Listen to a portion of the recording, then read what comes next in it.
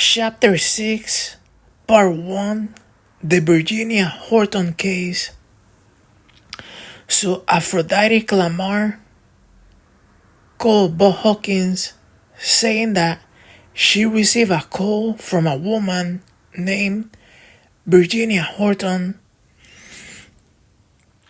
So Virginia Horton knew very little about UFOs, but she had a strange experience as a child that involved a time lapse, and she wanted to investigate that through hypnosis. So Dr. Clamar suggested that Virginia first speak to Budd Hopkins for an interview.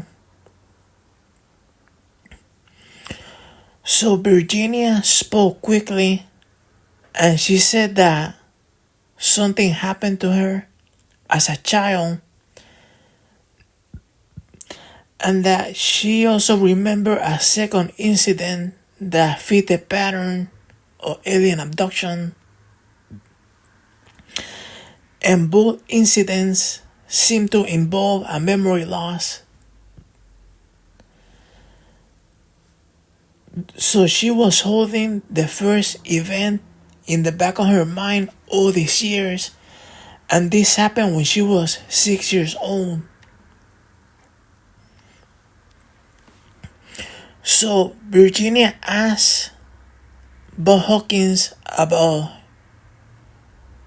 his role as an investigator, and he could tell that she was concerned about protecting her anonymity because she was a corporate lawyer, and she was worried that her bosses might not understand or tolerate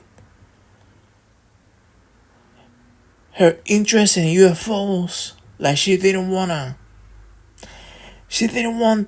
her bosses to think that she was on UFO nut, because back in those days you could lose your job.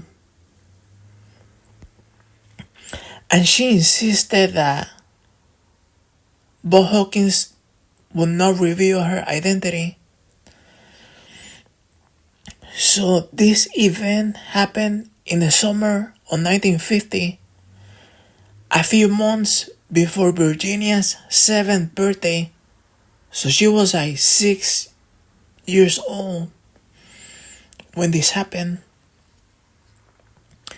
She was living on her grandfather's farm, and she was outside playing, and then she had to go to the barn to gather some eggs, and all of a sudden, the next thing she knew, she was back on the yard, and she didn't remember walking over there.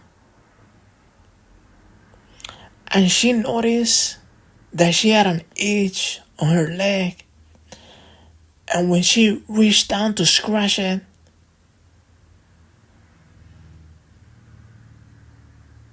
she noticed that it was covered in blood, and it was a cut on her cuff, and it was a large clean cut, and it was bleeding a lot, and there was no pain.